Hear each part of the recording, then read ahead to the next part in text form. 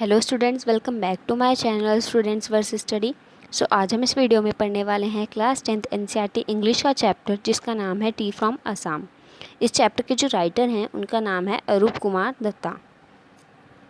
सो जो ये हमारा थर्ड पार्ट है ग्लिम्स ऑफ इंडिया का, इसमें हमें असम की टी प्लांटेशंस के बारे में बताया है। सो चलिए स्टार्ट करते हैं अपने चैप्टर को। अब इस चैप्टर में जो है हमारे दो कैरेक्टर्स है। पहला कैरेक्टर है राजवीर।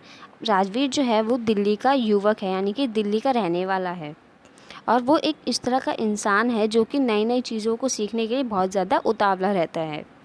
और हमारा सेकंड कैरेक्टर है प्रांजल। प्रांजल जो है वो राजवीर का दोस्त है और क्लासमेट भी है, मतलब उसी की क्लास में पढ़ता है और वो असम से बिलोंग करता है। सो चलिए स्टार्ट करते हैं। Pranjal and Rajveer were visiting Assam by train. अब जो नरेटर है वो हमें ये बता रहे हैं कि जो प्रांजल और राजवीर हैं वो दोनों ट्रेन से आसाम जा रहे होते हैं। Rajveer was busy looking at the beautiful scenery outside the train. अब जो राजवीर होता है वो ट्रेन में बैठा बैठा बाहर के नज़ारे को देख रहा होता है, मतलब वो बाहर के नज़ारे को देखने में व्यस्त होता है, बिजी होता है। It was green everywhere as far as the I could see. अब जो नरेटर है वो वहाँ की सुंदरता का वर्णन कर रहे हैं कि जो वहाँ का दृश्य है वो बहुत ज़्यादा सुंदर है। वहाँ पे हरी हरी घास है, मतलब उनको ग्रीनरी दिखाई दे रही है जहाँ तक भी वो देखते हैं, जहाँ तक भी उनकी आंखें देख पा रही हैं। The soft green paddy bushes gave way to tea bushes.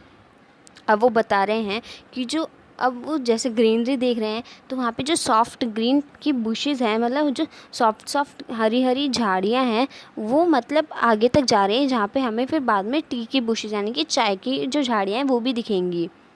Assam has the largest concentration of T plantations in the world.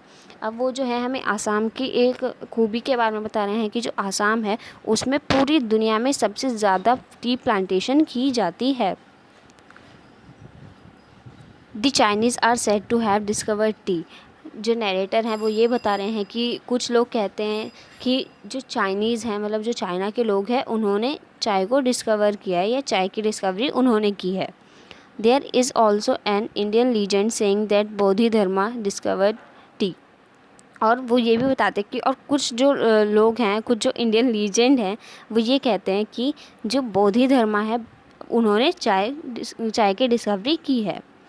सो मतलब हमें यहाँ पे दो बातों के बारे में बताया गया है कि कुछ लोग कहते हैं कि चाइना वालों ने की है और कुछ लोग कहते हैं कि बौद्ध धर्मा ने की है। From China tea came to the European countries and then to Asian countries. अब वो बताते हैं कि जो चाइना से जो चाय है, फिर जैसे वहाँ पे डिस्कवरी हुई तो जो अब वहाँ के लोग हैं, वहाँ पे कुछ लोग यूरोपियन लोग गए होंगे तो उन्होंने देखा कि भाई हाँ यहाँ पे चाय बनती है, उन्होंने टेस्ट की होगी तो उनको अच्छी लगी होगी, तो वो अपनी कंट्रीज़ में जाके उन्होंने स्टार्ट किया और फिर उनकी कंट्रीज़ में भी ये बहुत ज़्यादा स्प्रेड हो गई और फिर यूरोपियन कंट्रीज़ से वो एशियन कंट्रीज़ की तरफ भी बहुत ज़्यादा स्प्रेड हो गई।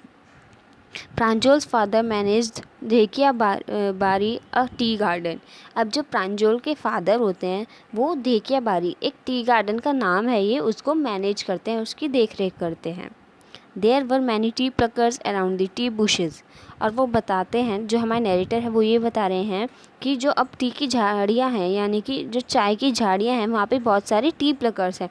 टी प्लकर्स उनको कहा जाता है जो कि चाय की पत्तियाँ तोड़ते हैं जिससे कि वो चाय की पत्ती बना सके, जो कि हम चाय बनाने में यूज़ करते हैं।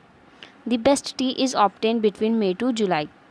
अब जो नरेटर है वो ये बता रहे हैं कि मतलब जो बेस्ट टी होती है वो मई और जुलाई के बीच में उगाई जाती, मतलब अच्छी उगती है मई से जुलाई के बीच में।